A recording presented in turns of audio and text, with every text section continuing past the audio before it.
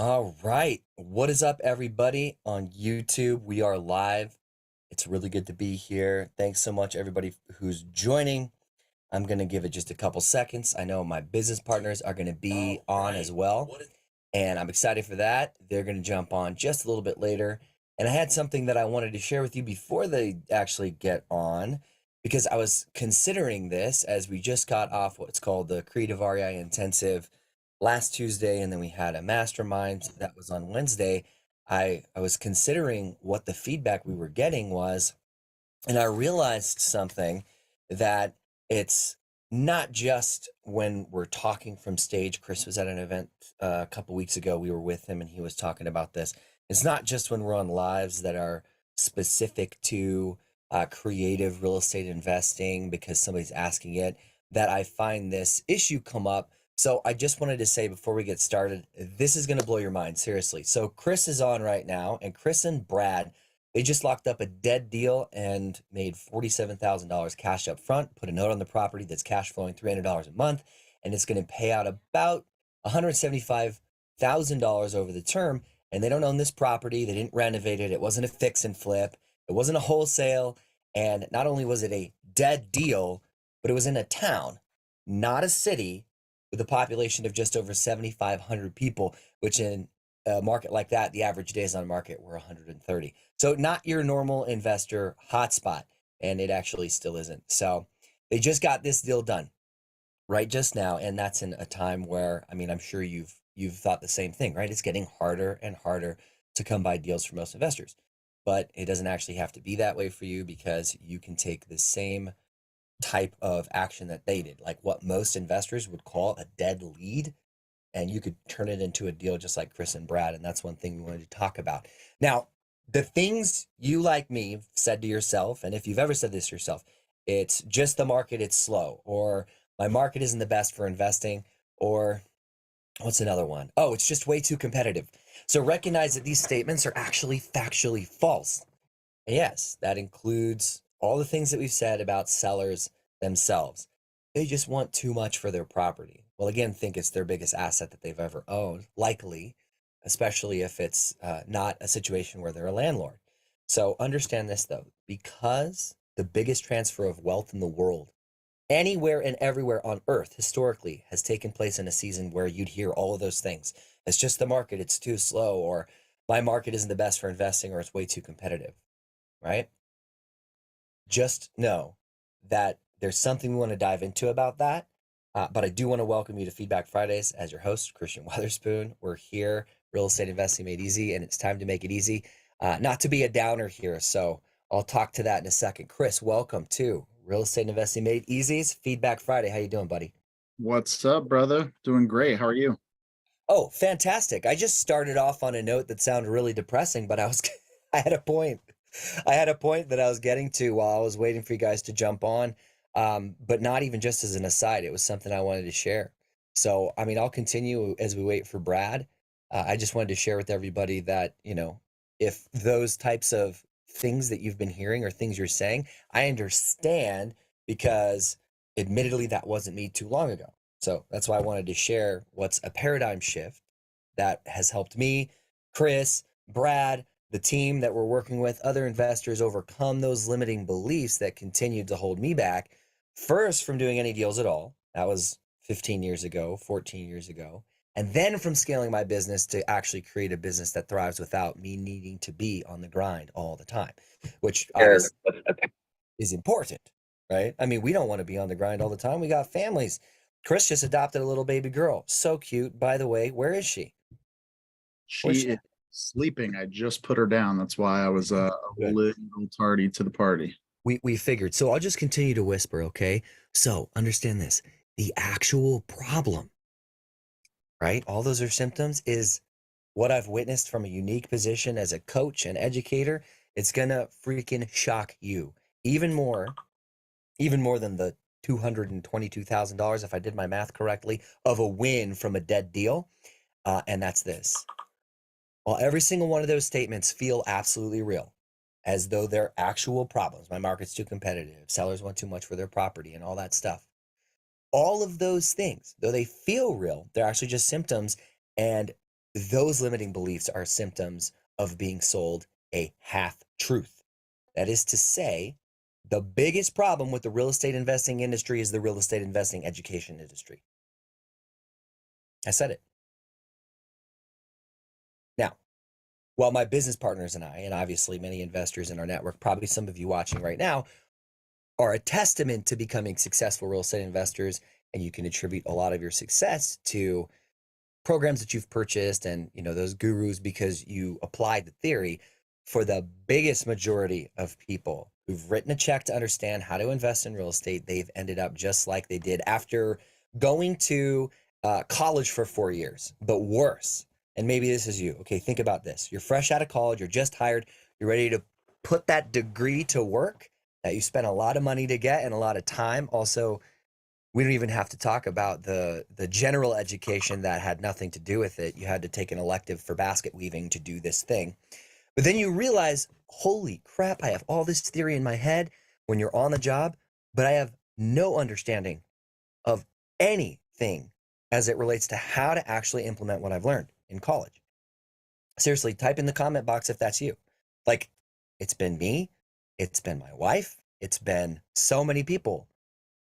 Because with a 9 to 5 job, let me just put it this way, it's not as bad, right? Versus going and getting an education in real estate investing, dropping that check and stuff like that. Why?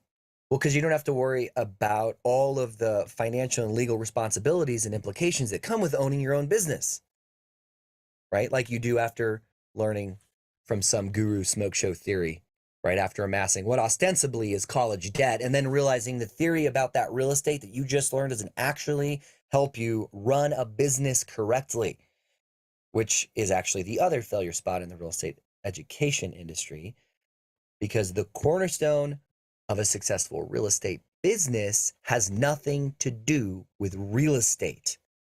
It's a business, and that business aspect is what needs more attention at large, but we don't really get that a lot.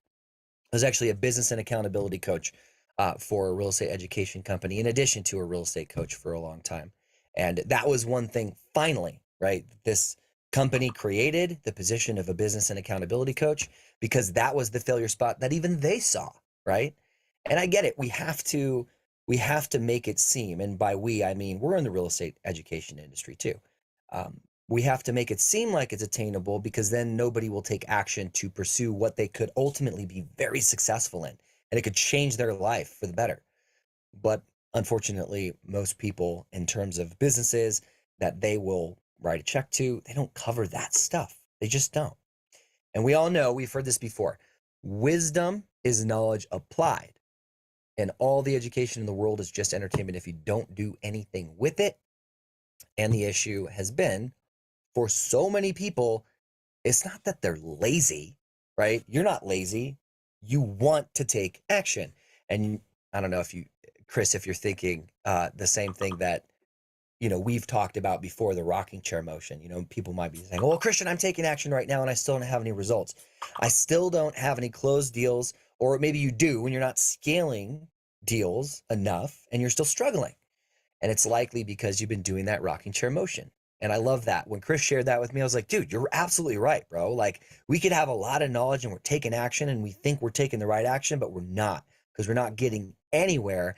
And I am saying that 9 times out of 10, it's not your fault, because it's ultimately a result of the theory that you've been sold from stage that comes with a promise of a practical application, but no actual practical application. So, what do you do? Okay. I promised I would share this with you before we jump into the questions, which, by the way, we have a lot of today, which I'm excited about. So, there is a set apart group of investors right now. They've joined what we're doing called the Creative REI Intensive, and we're putting both the theory applied into action as well as taking action on understanding how to run a successful business. So, as I mentioned, much of the time as a coach, I had been a business and accountability coach for real estate investors, and I've learned that community support and accountability is what really drives success. So we're going to be putting a link in the description of this as we continue to go through questions. You guys can check that out, and you'll get, don't worry, immediate access to last week's live. And that was every Tuesday at 5:30 p.m. every single week. We're meeting for 60 to 90 minutes to talk about the actions to take so that you can take the same amount of leads that you have without generating any more leads and close more deals so that you can take dead deals like Chris did, like Brad did. And by the way, like I did. I'm just saying, right? I was part of that, but I had very little to do with it. Chris had very little to do with it. Brad had very little to do with it ultimately because we're scaling these systems. So we have a team of people that's around us. And obviously we talk about that in howtohirevirtualassistants.com. I did some videos about that. You guys can check those out. You can go to the site too. But the list of what we're going to cover I'll be really brief on this. We just went over hidden in plain sight legacy real estate investing wealth tools. This is to build legacy, right? Generational wealth. And this Tuesday, we're going to be talking about auto direct to seller marketing with artificial intelligence, which is a super hands-off approach. And I did talk briefly with somebody, we went live, who's going to be a guest. And we talked about Mia and our quote employee, who's Mia, who's doing that. And then of course we're going to talk about building a creative real estate investing business, not just finance, creative finance, right? It's building a successful business creatively to get more deals with the leads you currently have, not investing in more leads. So anyway, I'll leave that down there and we can jump into the questions. But before we do, Chris, I know I was going off there for a minute, man, but it was something that actually I was really thinking about as I was hearing feedback from our current members of the Creative REI Intensive. So I wanted to share it. Anything you wanted to add or say before we jump into the questions? No, not really. I mean, you basically said it. So, I talked to a lot of people who are just getting started, never did a deal before, never done a deal before, and they're getting like 7 LLCs set up and a holding company and like all these different things, and like, sure, when you have a fully developed business, you're going to want to have a bunch of different entities for different strategies and structures that you're implementing. But the reality is you can do real estate even without an entity. It's not highly recommended, but if you're just, and here's the other thing is, right, like an LLC, people think like that, an LLC just gives you this, all of a sudden it's like, I'm the man behind the curtain. It's like a golden ticket. It's like a golden ticket to be able to do whatever you want without any type of like repercussions. It's like the reality is like, no, there's very specific processes, and you can still run into trouble with an LLC, so, Right. I don't know. I mean, people put out a lot of like content of like, are you at risk of being sued and losing all of your personal assets and everything? And, most people that I know that are starting out wholesaling don't have any personal assets.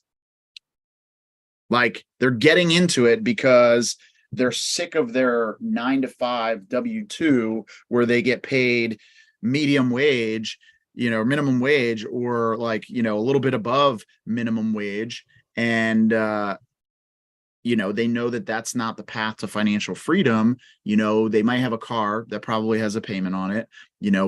Many of them don't own their own home, so there's no asset there. So at the end of the day, it's like, what's the purpose of this, massive veil of protection? What are you protecting? Like, I've talked to, at least half a dozen plus new investors, new wholesalers who are like, yeah, man, I've got like 50 grand of debt. Like, okay, what else do you have? The shoes I'm wearing and the apartment I'm renting. Like, got it. Okay. And you're worried about getting sued for what? What are they going to take from you? Like, give them your debt. If they want to take your debt, like, have at it. You know what I mean? Like, so, I've seen so many people spend thousands and thousands of dollars, just on the front end paying for all these entity setups. And that doesn't even include the taxes that they're going to have to pay for those entities just by having them. Like California alone, right? Like if you're looking at starting investing in California, right? Like, Lord help you, right? It's a great place. We invest in California, right? But the reality is, there's a bunch of things. Setting up an entity and then operating, like, we have an entity. So one of our main entities is in Nevada, and we foreign file in California. Just to foreign file, whether you've done a deal or not, $800 that you pay to California in California. particular. Yeah, that you pay to the state of California. So picture and imagine a world where you're signing up for some sort of course where, whoever it is telling you that you need to set up 7 different entities. You need one for wholesaling, you need one for fix and flipping, you need one for long-term rentals. For each long-term rental you have, you need one for short-term rentals, you need one for medium-term rentals, you need one for Airbnb arbitrage, you need one for this, and then you also have to have a holding company. And you're like, okay, my plan is I want to build my business in California. Each of those entities, $800. So now $800 to the state of California times 7, $5,600, and you haven't even done a deal yet. So that's what, where Christian is going with this, is like all these different things and setting up your business and all that. And, there's a lot of front end. At the end of the day, most of the times when you follow the money, the person that is telling you to do those things is generally handing you off to somebody else that's actually going to facilitate that. And behind the scenes, money is getting handed from that person back to the person that told you to go that direction. And there's nothing inherently wrong with that when you're presuming that, hey, what they're steering you towards is actually reasonable with where you're at in your business. So, if there's any one thing you can do on the front end of your business from the business structure standpoint, is get a really good tax professional that you can reach out to, that you trust, that's going to give you wise advice and is going to tell you, like our tax professional does, and says, yes, you can do that. And down the road, you probably should do that. But hear me out. You're going to increase this tax. You're going to increase this bookkeeping cost. You're going to increase this. So unless you are doing X number of dollars each year, you should not set that up. Once you hit this level, then you should set it up, and then it would be appropriate and it would make sense because the return outweighs the cost, right? So I think that's the big picture, and that's what we're really talking about. So Yeah, bro, you had a lot to say. I heard you when I asked you if you did. You're like, no, but I think that was good though. you kick the sleeping dragon. Bro, I thought I poked a bear. Come on, coda means bear. Little Don't bear. play. Little bear. All right. Well, thanks for sharing that. We got a lot of questions. So I'm gonna go into reading some of these questions, and together we'll answer them. So we just posted this 2 days ago, and it was how to live rent free with rental properties, real estate investing tips for house hacking and stuff like that. And then we had 19959 is the name, and I think on their The profile, bird one, it's just and then one. the number 9959. Yeah. Well, let's check it out. That's what I'm talking about. Yep. This person. So, asked any suggestions on how to find rental market value. Rental market value.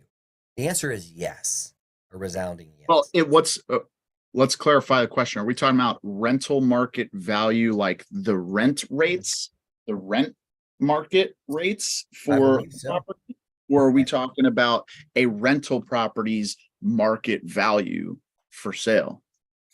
Well, technically, we can cover both. It's true. Why don't you start with one of them, and I'll take the other one while I send this direct live link to this person so that I'll let them know we're answering their question. Yeah, that sounds good. I mean, basically, the short answer for the market value of a rental property is it's just comping a property, right? Like, it doesn't make a difference because you don't know who your buyer is going to be. So That's really the short answer. So I doubt he's asking that question, or he or she. We don't know. Maybe they're gender fluid. I don't know what the gender of this particular person is that's asking the question. So the market value of the property, right, is not going to change whether it's a rental or not, generally speaking, right? If we're just talking about a single family home or something like that. If we're talking about finding the rent rates, yeah, there's a number of different places that you can find the rent rates for properties. You can look on Zillow. You really,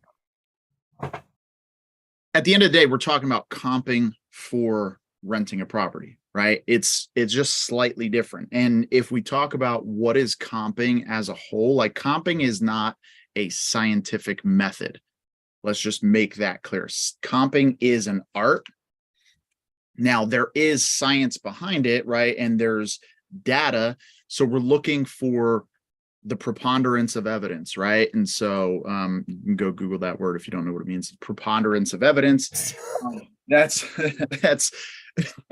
leading you to an assumption, right? Again, it's an assumption based off of a bunch of evidence, right? So you're looking at, other properties that are like for like that have sold in that subdivision, ideally with same features, right? Now, what if there's not a lot of properties and in a reasonable time frame? Like right now, we're generally only going back 90 days to comp properties. So when you're talking about, you're doing the same thing with rentals, right? So if you're trying to find the rent rate, you go to where properties are listed for rent. Now, the biggest challenge with comping for rent rates is there's not like title, there's no like public record documents showing like this property rents today for this dollar amount. So it's even more of an art form when it comes to trying to figure out what those rent rates might be. But generally speaking, you're just going to do the same thing that you would with comping. So you're going to try to find, you could use Zillow. You can search on Zillow. As a matter of fact, I can just share my screen real quick and go on Zillow and let's do it. show you guys exactly how I might do this. So I'm just going to pull up like a random area.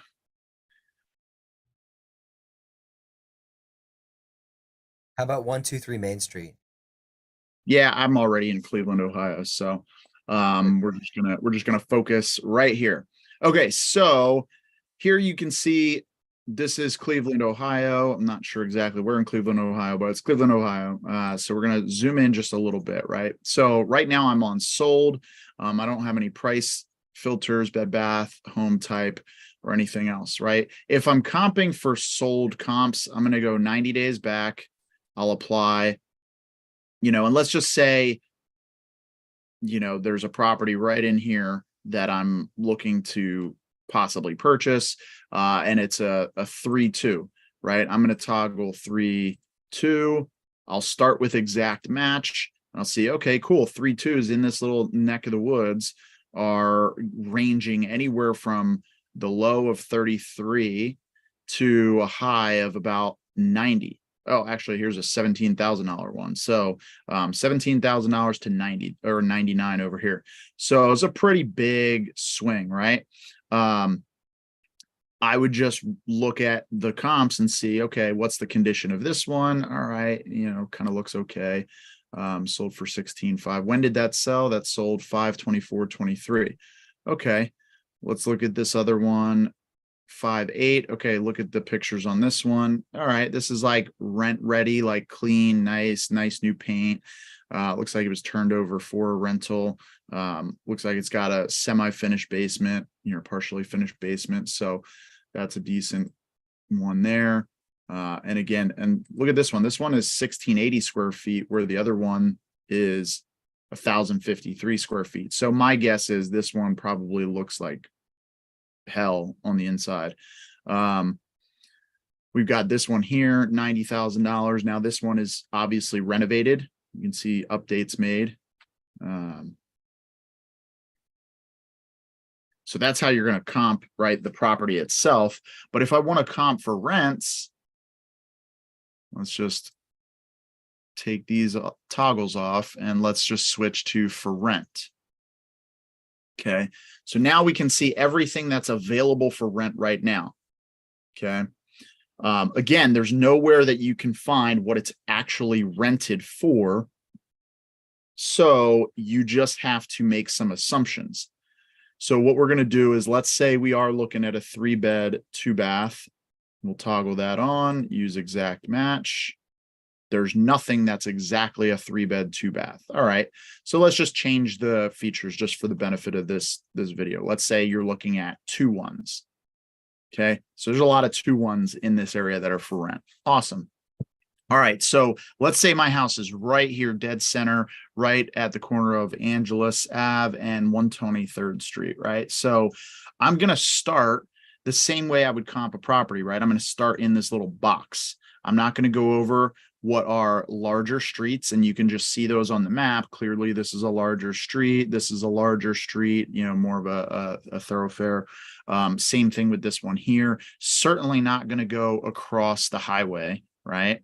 And I'm not going to go above Union Ave up here. So ideally, I'm going to take my comps from within this little box to start. Now, if I don't have any within this little box, then I have to go out a little bit further, or I have to go back in time, right? So right now I have it set to 90 days. Maybe I go back 6 months and see what happens and see if that adds anything to the mix. But for now, because we do have some comps here, we're going to leave it at 90 days and we're just going to take a look. Now, let's just say ours is basic rent ready, right? It's clean, you know, it's not really updated. It's got, you know, basic clean carpet. It's got, you know, just your normal paint, no like, you know, special paint on, you know, like different color wall, no accent features or anything like that. It, you know, has basic counters, basic cabinets. It's a relatively basic rental, right? So we'll come in, we'll look at one here. So this one is rent. They're advertising 1,000 square feet. And let's just say that this is an exact comp, 1,000 square feet, $925 a month. All right, let's look at these pictures. All right, looks fairly basic. Now I can't see the kitchen. So, and I can't see the bathroom. This one looks like it was updated with LVP. But the big thing that I think a lot of people miss is they don't go to the history, right? So if we go to the history, so this sold in March of 2022. Okay, so the person bought it. And then May 30th, they listed it for rent. Then a month later, they removed it. And then almost a month later, literally 3 or 4 days ago, they just listed it for rent again. So what was going on here? They weren't able to rent it at that time, or maybe they rented it and had to boot the person. Who knows? My guess is it would have taken a little bit longer to remove the person from the house. So probably couldn't have rented it, or maybe there was a problem that they had to renovate. Let's look at this one, 850. So we don't know the square footage. Well, that looks like a wonderful house from the outside. Let's see here. Listed for rent 530. Oh, they increased the cost like 5 days later. So maybe they were getting a ton of applications and they're like, man, everybody loves this place. We can make some more money on it. But again, it's not currently rented. Let's look at this one, 550. Okay. Looks like a decent house.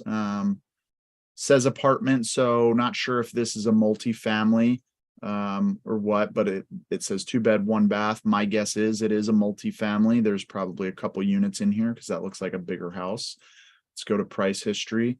They just listed this for rent like 15 days ago for 550.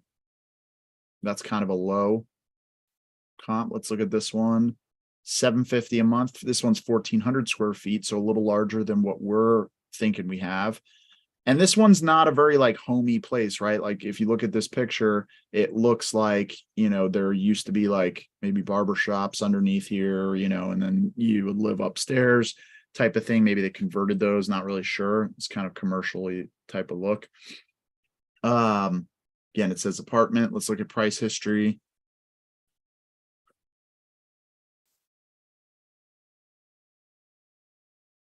All right. So this one we can see they just listed it for 750. Excuse me. So this Bless one, you. excuse me. All right. So this one, here's a good indicator. Now, again, if your property isn't really similar to this, right? There's no houses around it. It looks like it probably had businesses on the first floor and houses upstairs. Might not be a perfect comp, but this is what I'm looking for, right? I can see that this has always been a rental for as long as the history goes back to 2020, right?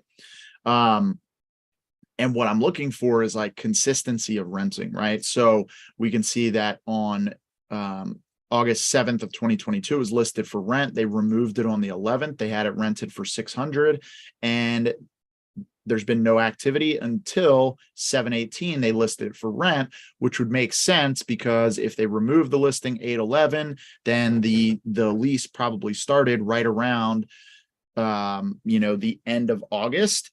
And so they're pre-marketing this.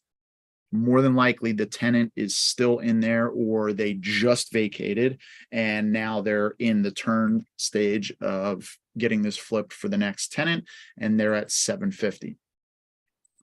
Let's see, we can go to this one. And again, this one is on the main drag. So, again, that might not be the best comp. You could probably, for something that's similar, but more in the neighborhood, you'd probably rent it for a little bit more. If we go to this one's listed for 900.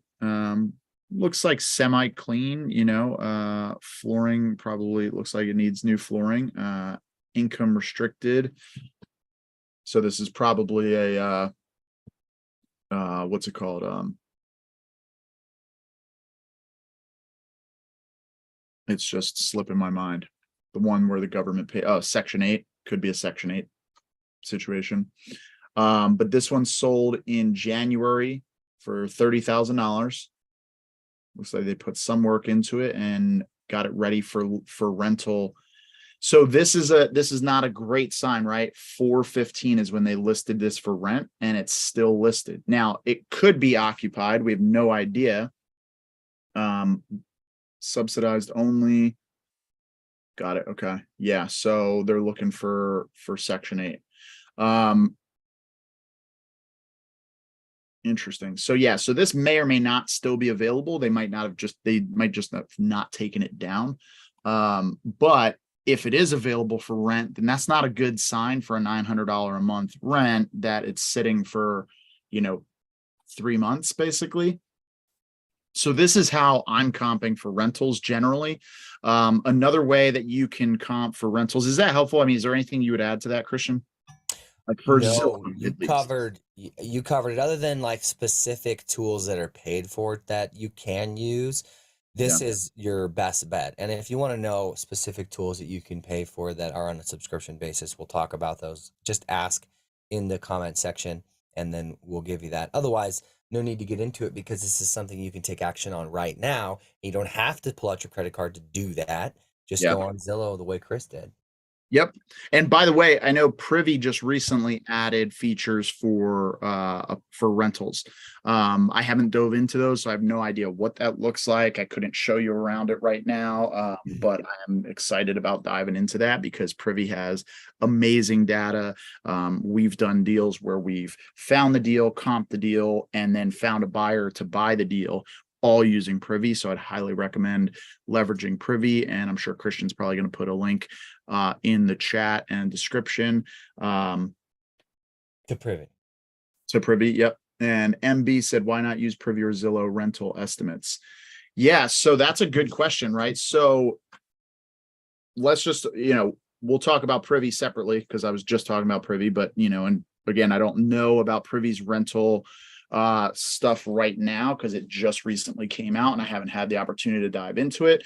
But let's talk about Zillow rental estimates. So by a thumbs up or a thumbs down.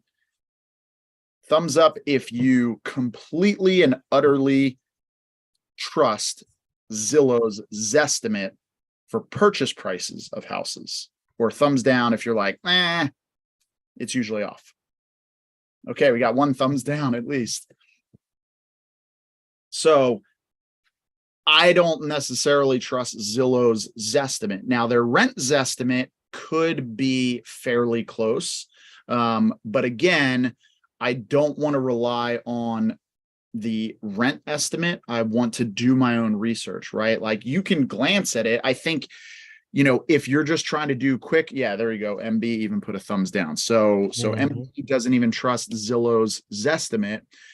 Again, the rent estimates could be good if you're just trying to do back of the napkin, very quick underwriting and say, hey, look, maybe I'm buying this property sub 2 and the underlying mortgage is $1,000. Let me just see what the rent estimate is. Oh, the rent estimate's $900. Not even considering this as a deal. Like move on, right? You don't have to do additional comping. So if that's the lens through with which you're using for the Zillow rent estimate, then yeah, you can absolutely go that direction. Man, nobody loves Zillow's Zestimate. What Shocker. a shocker. I'll be honest, bro. Like Zillow has gotten a little bit better with their numbers, but it's still a far cry away from reality. Yeah, the reality is Zillow is great when it comes to a subdivision where every house is a cookie cutter. I've like very frequently they're usually spot on when it comes to that small sample size. But if you're talking about, a neighborhood where each house is unique, you got different styles of houses, like throw Zillow's estimate right out the window because it is always going to be way off because they're just it's an algorithm that's taking the averages. Well, if you've got, stick built houses, you've got stucco, you've got siding, you've got, all these different styles, you've got, mid-century modern style houses, you've got contemporary style houses, you've got all these different things all in this one little neighborhood. Like their estimates are going to be off. It's just going to be an average and it's not going to be accurate to the specific property you're comping. So MB said, I mean, the Zillow where you list your rental. Yeah, you can list your rental on there, which is what I was showing. Zillow Rental Manager. Okay, so I've never used Zillow Rental Manager. I've never looked at that. What I have looked at, though, is there's a couple other tools. You've got Rentometer, which is cool. Yeah. I know that's free for a short period of time, and then you have to pay for it. There's another one that I like that I think is really good. It's called, let me pull it up. You know what? I'd call that rentometer. But you just said rentometer. Wow. Rentometer, rentometer. Maybe I've been saying it wrong. I don't know. I wonder who says rentometer. Type the word meter. Rentometer. We'll see if anybody agrees with me. Well, my guess is rentometer would be a hyphenated word with dual hyphens around the O, rentometer. Whereas because it's one word, that's why I call it rentometer. Tachometer. Rentometer. Yeah, there you go. Exactly. Yeah, so Rentometer is good. Another one is rentcast.io. And that one here, I'll share my screen on that one because I think that one's a really good one. It's got a cool feature that I like. And I'm not going to change this up. I'm just going to leave one that I looked at a while back. Right. So you put the property address in, you select whether it's single family or multifamily or whatever, bed, bath, count, square footage, you hit search, it's going to pull up the address. The thing that I like about it, and again, none of this is completely, utterly accurate because of the fact that there is no standard place where when somebody rents out to somebody, they document with the county recorders that this person is renting for, whatever amount. So this is all just based off of what it's listed for rent, right? Now, what you do is you look at, okay, it shows you the low estimate, the high estimate, and the average. So 1430 is estimated, but it shows a map. And then it also shows the top 5 most comparable properties to your property that you were looking for rent rates on. has a similarity score, right? So these are all 96 to 98%, which is great. Shows you the bed bath count, shows you how close to your subject property these are. And it also shows you the square footage when it was built, right? So you have a lot of really good information, as well as when the listing date was 80 days ago. So this is like the closest comp, but this was listed 80 days ago. So if you notice, this one is pretty close to it. It was listed 1 day ago and it's 1600. So, could that be an indication? And it's closer. So could that be an indication that the rents have gone up? Yeah, absolutely. But we'll look further. You got other information here 50 days ago. This one went for 850. So there's probably something, a little bit different with this. It's one of the smaller square footages. So you got a bunch of different ones. Now, if I search Google for this particular property, and I open Zillow, I can see this property here. All right, it's sold in 2021. See, here's Zillow's rent estimate, 1567, which is interesting because if we look at it, 1500. So they're pretty close. They had it.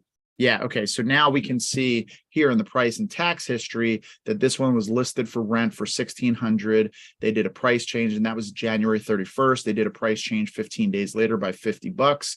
And then another month later, they did another price change by $50. And then almost 2 months later, they removed the listing. So that's not a great sign for that price, because we don't know, did it get rented or are they doing something else with it? Right. So I wouldn't, like, if I had to make a decision to buy that subject property based off of this and this alone for a rental and hang my hat on the fact that it's renting for $1,500, I would not be super confident in that. So I would want to go back and I would want to pull up this one and search for this next property. And let's open that on Zillow and let's see. Okay, so this one's off market. Let's go home details, price and tax history. Okay, so this one wasn't even listed for rent on Zillow. So that's the one thing that I'm not 100% sure of, is where RentCast gets their data from, and what they're pulling from. I'm sure I could look into it. I just never have. But usually I'm referencing. So notice, very much the way you would when you're comping a property for purchase, I'm using multiple different data points, right? I'm not just taking one place's data and using that as the gospel, right? I'm going and I'm looking and I'm trying to see, okay, a couple different places. All right, here's a really good example, right? So this one listed in 2018, price change 2019. Was removed 6/21 of 2019, and then a couple years later it was listed for rent again. So somebody rented it and has been there for a couple years, and now they listed it again on 6/1, and then a day later the listing was removed. Now, if we look at the pictures, this looks like a clean house on the inside. My guess is day one they immediately got a bunch of people interested in this and wanted to rent it, and so they signed a rental, a lease with somebody, probably right at that 850 number, right? So that I would say is a good comp. And that one is 0.56 miles away. That one's number 3. So now, if we look at this in this neighborhood, there's a couple challenges why I may not necessarily consider that my best comp, right? If we look at where it is in proximity. So we've got a river runs through it. Little reference to a movie there. That nobody got. And nobody got, yeah, no, it's fine. I don't think I've ever seen that movie, but I know the title. So that's going to be a different subdivision. It's even called something different, Meridian Highland versus Highland Vicinity. So it's probably not my best comp. It's going to be a different neighborhood. What's this? This other one is 5 and that one is 1295. Okay. So here, if we look at this evidence, right, we've got 1, 2, and 4 are all 15, 16, and 2200. These are above the river. And then 3 and 5 are below the river, and they're 850 to 1295. So that kind of tells me that Meridian Highlands probably not as nice of a little neighborhood as this little section here. And specifically 1 and 4, that could be a different neighborhood because you got a major thoroughfare, Meridian Street, that splits these up. And so that could be a totally different subdivision and change those rates. Number 2 is my closest, in the neighborhood. So, again, nothing is going to give you the absolute gospel, as far as the rents are concerned. But what just happened to my screen? Yep. Sorry. We got a question. What about multifam? Same difference? What are we talking about? 1 to 4 unit multifam residential, or are we talking about large multifam? I would have to guess that it's probably residential. Yeah. Commercial's a different conversation, guys. Yeah, and commercial, quite frankly, I'm not going to purport to know much about larger multifamily. That's definitely not my area of expertise. So I would defer to somebody with a lot more experience for that. But for residential, anything up to 4 units, you're going to take a similar approach. You're just trying to find like for like, and then, as close as possible to the subject property, and then go from there. Gotcha. Were you still trying to continue here? Because there's a couple more questions. Actually, there's a whole lot more questions, but we won't have time for every single one of them, which is okay. Yeah, what are the other questions? So because I just lost my screen. Here we go. Zillow showed 1555 on top right. Yeah, I missed. Yeah, it was on one of those it was the one that you switched back to Rent-A-Meter or whatever the other one that you were on that said 1557 and the other one was 1500 recently. So 1555. I think what we've determined here is that Zillow's a decent place to look as long as you know what you're looking for to determine whether or not you're going to be able to rent it out for the target you need to rent it out for when you're looking at that acquisition. Yeah. Yeah. Yep. And just don't take it as, as gospel, verify, right? It's like, if one thing is telling, it's like the market, if one guy is like, oh my God, the market's going to crash. And everybody else in the world is like, yeah, we're probably going to take a little bit of a dip, but, because of this, and this, I'm not really too worried about it. Choose wisely who you're going to hang your hat on as far as predictions are concerned, right? Like there's a lot of guys that are, it's like, what was it? AOC, she's like, oh yeah, like the, greenhouse gases or something is going to, kill us in the next, 5 to 10 years. And, it's like, we're pretty close on that time frame and everybody's still doing just fine. I don't know. It was like 110 degrees outside, so I don't know. Live in Arizona, bro. I know. That's the point.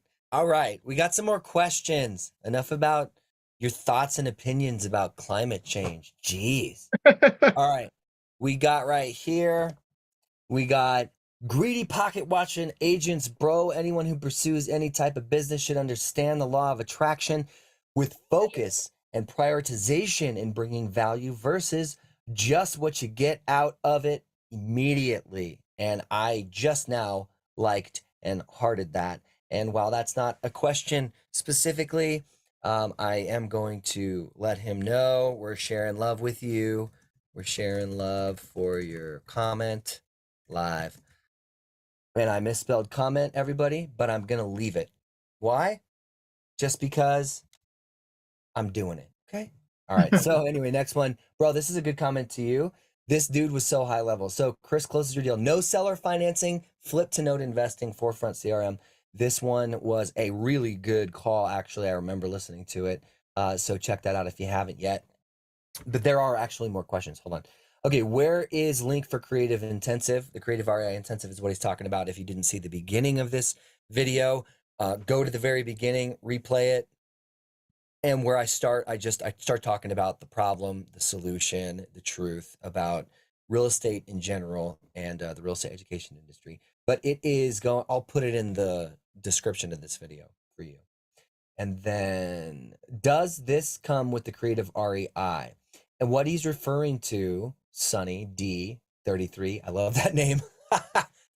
Sunny Sunny D was D33. the bro. Sunny D was my drink as a child, man. Like that was, man. I drank that all the I time. just love the commercials. Oh, you got orange juice, a purple stuff. Oh, Sunny D. All right. It was Bro, great. yeah, I mean they were cool, but I think personally my favorite commercials when it comes to drinks as a child, nothing beats Kool-Aid, where the Mm. guy come just plowing through the brick wall like, oh yeah. I think Dane Cook did a skit where it's like, what you should be saying is, oh no, look what I've done to this beautiful home. Yeah, Very inconsiderate. I don't want to drink from you, big jug with pieces of asbestos in your head now. exactly right. Yeah. Bro, remember I had a seller call where the house was so destroyed. I was like, what happened here? It looks like the Kool-Aid guy came crashing through the wall. Like, oh yeah. There you go, man. Don't be afraid to be yourself on seller calls, right? You don't ever have to be that person that picks up the phone and says, or responds to a call from your outbound marketing that says, "Hi, this is Christian with Lazarus Property Group. How may I help you?" Yes, we buy all cash and close on your timeline. We're very versatile and friendly to work with. No, just be like, "Hey, what's going on?" "Yeah, definitely. I was interested in buying your house." We got those. So hence this guy is so high level. Comment from Sora 9305. I'll But be right yeah, back. By the way, I got to check on the baby. gotcha. Love the name though, dude. The Kool-Aid. So Sunny D actually. Any chance making deal calls with a screen share while using this? By the way, there's something called Creative REI Reply, to which in the comment section I will leave a link that will share with you a webinar. It's not our product or service or anything. It's just something that we're using to passively, automatically, hands off, like literally, we don't have to skip trace the lists. We don't have to compile the lists. And if you've been following, you guys know that like I'm a nerd when it comes to data. I get the right lists, but this will do all of it absolutely for you, included in their monthly subscription. And guys, you are absolutely not going to believe how inexpensive it is. Yeah. Dude, all right, I'm going to hang up my gloves now. I can't compete with this. But I will. Cuz this is important information. The answer to your question, stressed dude. Hopefully this helps you not be so stressed. And by the way, I say stressed dude because that's his name. Hopefully this helps you not be so stressed or feel so stressed out. Is yes, we will. Not only that, we're actually doing it Tuesday at 5:30 p.m. Pacific Standard Time, this upcoming Tuesday in the Creative REI Intensive, where we're diving deep into the how-to and stuff like that. So if you want, join that, right? Notwithstanding that, we'll be rolling it out as soon as we can to share all of that with Creative REI Reply, and how you can do that right away. But I will, as I promised, leave a link in the description to that, and I may just get that right now so that I'm not I don't waste time and forget about that. And in the meantime, Coda, this is Little Bear. Coda, how are you? What's up, girl? Say hello. Can you wave? Can you wave? Camera. So cute.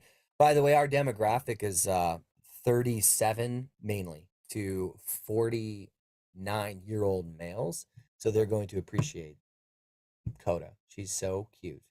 That is new dads that are looking back in their mind's eye nostalgically at the time their children were young, or grandparents. So this is very relevant. All right, I got the link copied, and then I'm going to drop it right now in the details of Drop it this. like a top. I'm going to drop it like it's like medium temp, not too hot, Lukewarm. lukewarm. Yeah. Nobody likes lukewarm coffee. It's got to be either iced or Mm, hot. That's right. That's right. Bro, I will say there was a good example of like getting served lukewarm coffee from it's just the cheesiest movie on the face of the planet, bro. Most of them are on this app called PureFlix, but she serves her like lukewarm coffee and she's like, "This is gross." And then she's like, "Well, you get the analogy." Anyway, all right, Danny B said had to watch the walkthrough twice. When is this creative REI intensive? Okay, guys, seriously, I'm not trying to promote our creative REI intensive here, but we keep getting comments about it. Linked in the description below. It's going on right now. We're in week number 2 coming up this Tuesday at 5:30 p.m. The roster's almost full though, so if you are looking to get to it, get in because we definitely don't have the bandwidth to have this be really, really big for like a lot of people to join. We want to keep it intimate. So check it out. Seriously, how many people look at creative contracts and just go blank? This is a game changer and the biggest understatement of the decade. Thank you, Sean. Yeah, for sure, dude. It's freaking awesome. All right, a little bit of love from FG SoCal. Great call, Brad. Hope the call with the attorney went well. Those guys are old school and prefer traditional real estate sales. Laugh out loud. Yes, that is absolutely true. And I do recall that call going very well and that deal in progress. Dudes, this is insane. Thank you. All right. You're welcome. I know, right? I'm laughing at myself. All right. Oh, that was my comment. Easy does it. What is this? Oh, the investor. Oh, yeah. Guys, we have a mastermind and there's a 20% off right now. Promo code Easy Does It 2023. It actually expires at the end of the year, so you have some time, but I would hit that right now before you don't have the time anymore. And here's another one. Guys, I'm trying to get through this because we have had a lot. Totally agree, says Daniel Henyon. Danny Henyon, sorry. So sorry. Totally agree that texting is a fantastic marketing channel for real estate.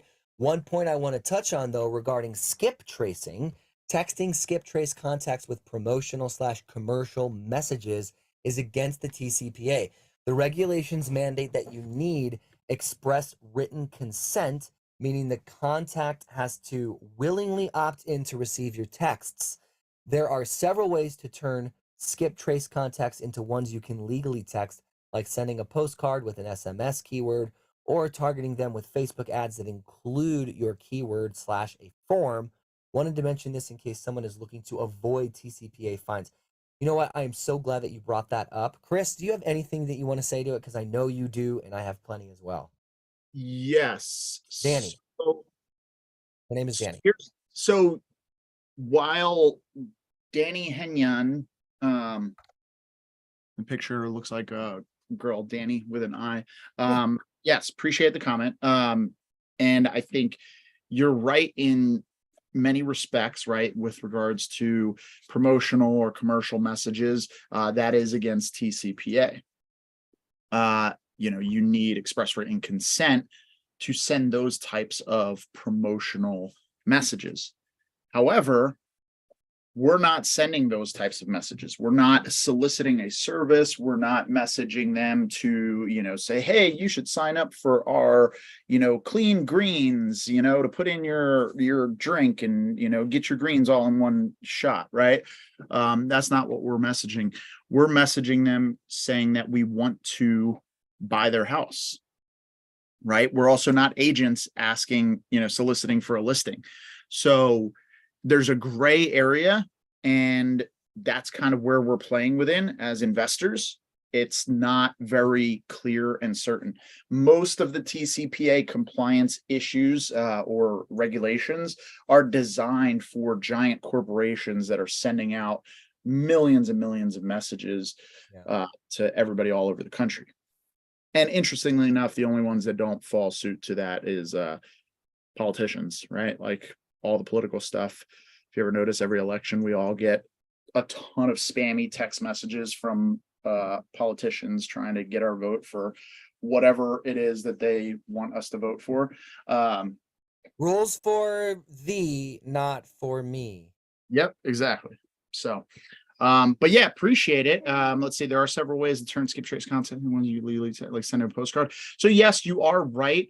You can send a postcard with an SMS keyword or targeting them in Facebook ads, and include your keyword in a form. So you can do those things. But again, as investors who are just simply asking, hey, have you considered selling your home? I might be interested in buying.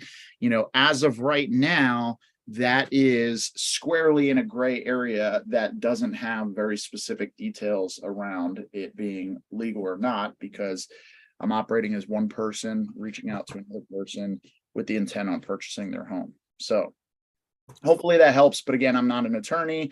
I'm not giving legal advice. So if you do get a fine from TCPA, REI Made Easy, Lazarus Property Group, Chris Deal, Christian Weatherspoon, Brad Garcia will not be held liable and shall not be held liable. You should consult an attorney when you are texting and doing anything where there's regulations involved. I really like the way that you phrased that disclaimer. More importantly, I like how quickly you said that. If only our meetings could go that quickly, where we all just talk super fast and we didn't get to the straight to the point right away, that would be great. All right.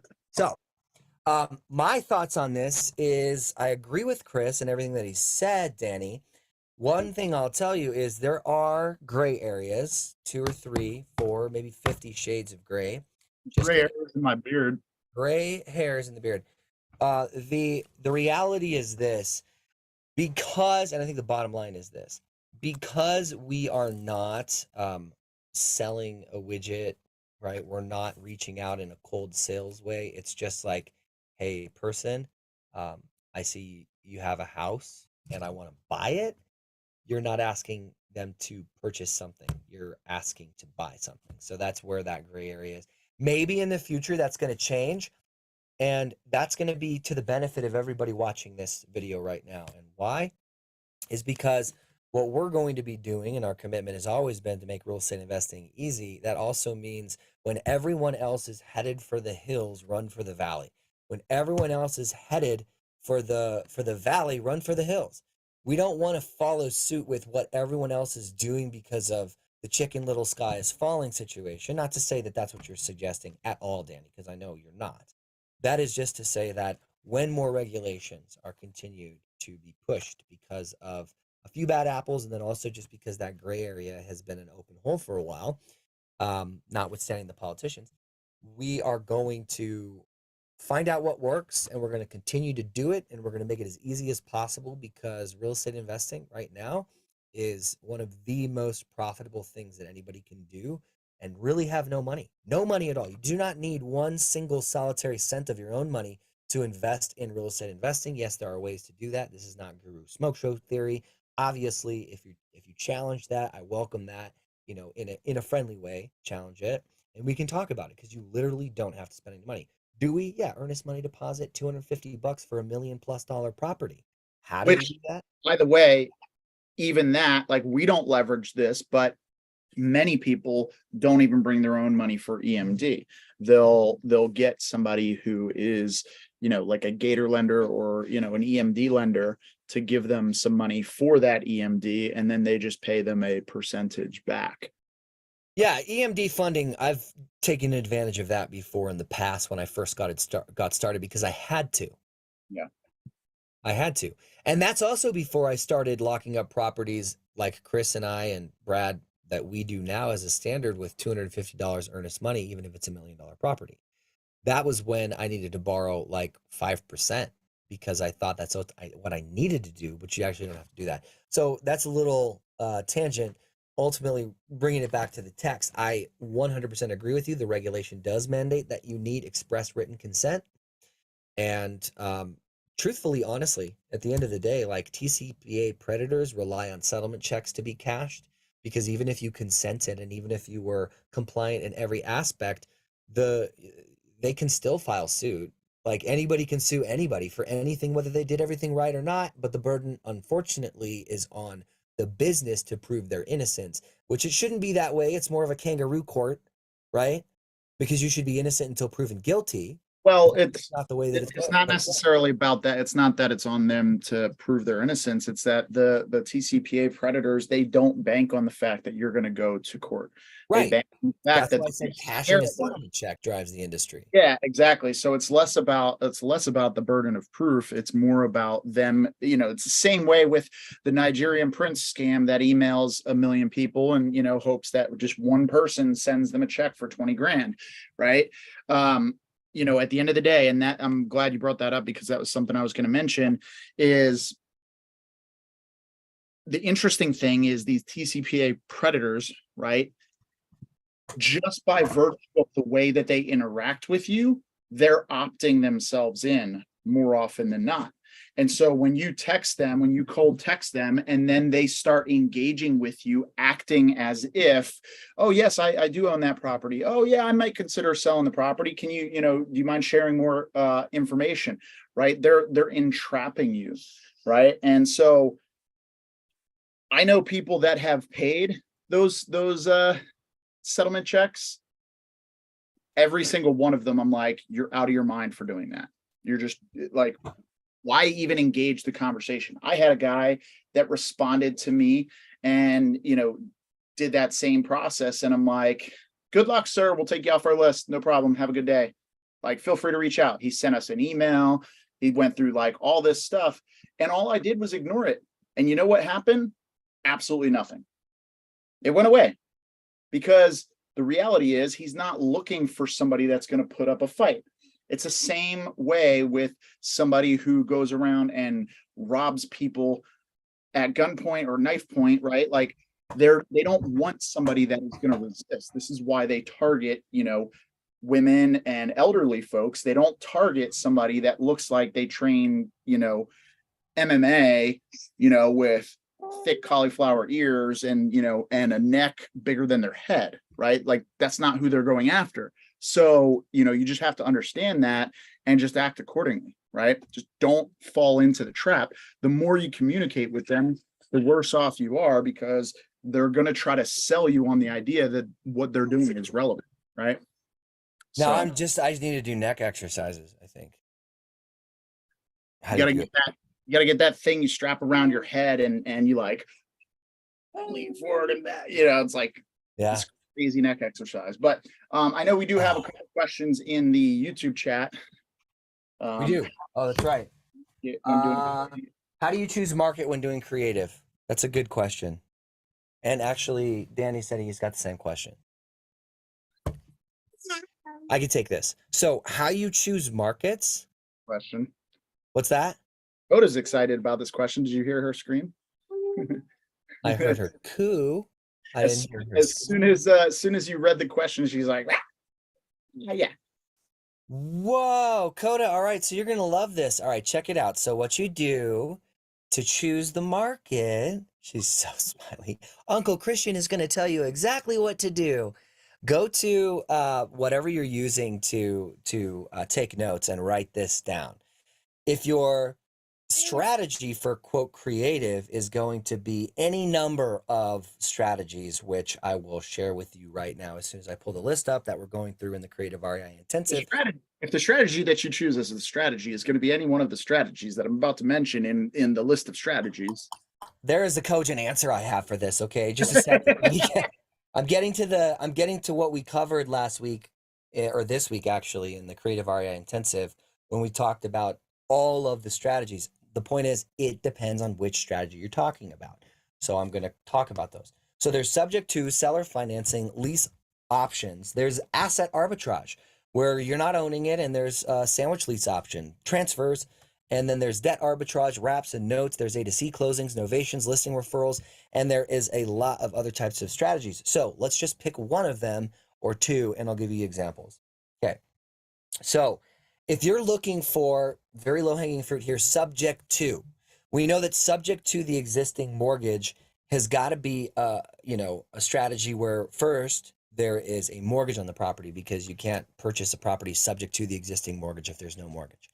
And I know you asked what market to choose. Think about any market that is good for investing, generally speaking.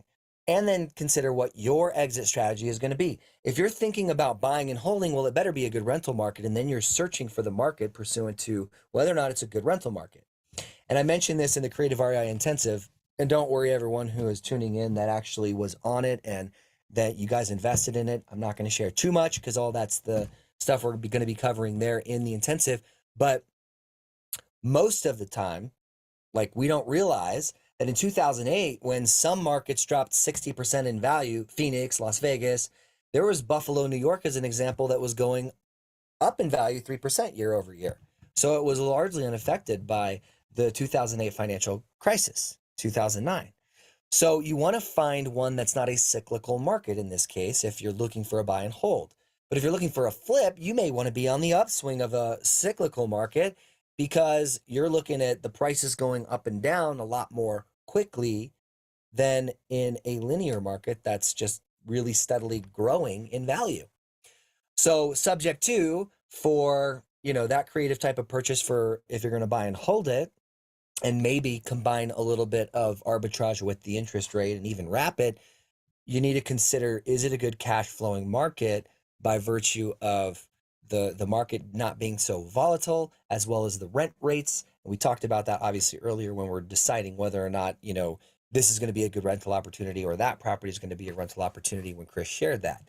Seller financing, it's very similar in the same way. Like, it depends on your exit strategy, not just upon the creative structure itself. Lease options, I would say, if you're going to structure a lease option, this is a property that you're going to own, that you're renting out, that you're going to take a hands-off approach to this as a rental. And obviously, many of you probably know that what that looks like is you don't really want to be the landlord fixing toilets. So you are going to sign a lease with the option to purchase with somebody else who is going to give you that down payment, and then they're going to take care of all the maintenance and repairs, which means, hey, good news for you. You got a cash flowing asset that you don't have to maintain because someone else is contractually obligated to do that. High five, high 10 for you. Now, how you choose the market, same thing, same way.